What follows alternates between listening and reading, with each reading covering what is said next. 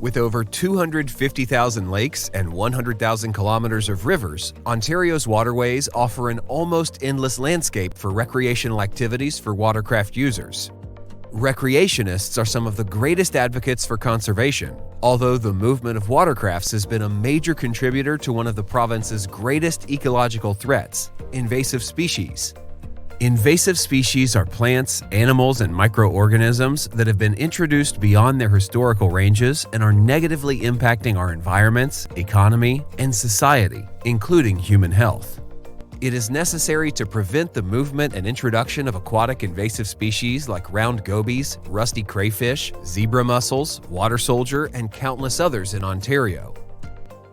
Many of these species have already established themselves in the Great Lakes or Lake Simcoe, but we must prevent them from spreading to northern parts of Ontario, provinces to the west and east of Ontario, and neighboring U.S. states. Invasive species can be difficult to detect. Depending on the species, they could attach to the hard surfaces of boats, motors, or trailers, be transferred in surface water through the bilge, motor, live well, transom, or become stuck on watercraft equipment. Ontario is losing millions of dollars each year due to invasive species, and neighboring jurisdictions would have similar economic impacts if invasive species are allowed to spread.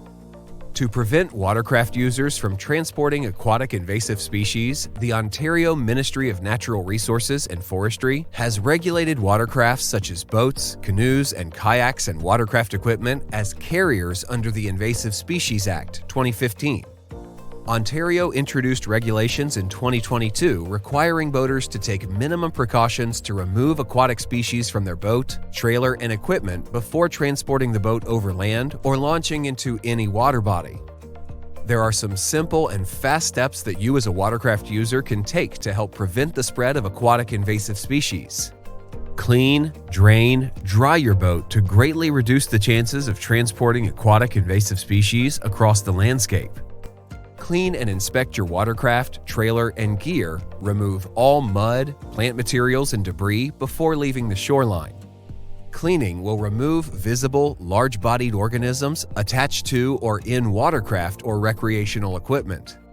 On land, before leaving the shoreline, drain all water from ballasts, bilges, coolers, internal compartments, live wells, and non-motorized watercraft by overturning or tilting the watercraft. Draining removes small and nearly invisible organisms such as zebra mussel larvae potentially contained in water on the boat or motor. Though these next steps are not required under the Invasive Species Act, these cleaning tips are recommended to further prevent the spread of AIS.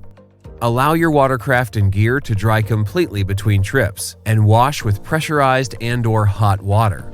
Drying is important as many organisms can survive in standing water. Clean and drain must be followed each time a watercraft is transported on land, but it's good practice to also dry your watercraft between trips. Together, these steps will greatly reduce the potential for aquatic invasive species from being introduced to new water bodies.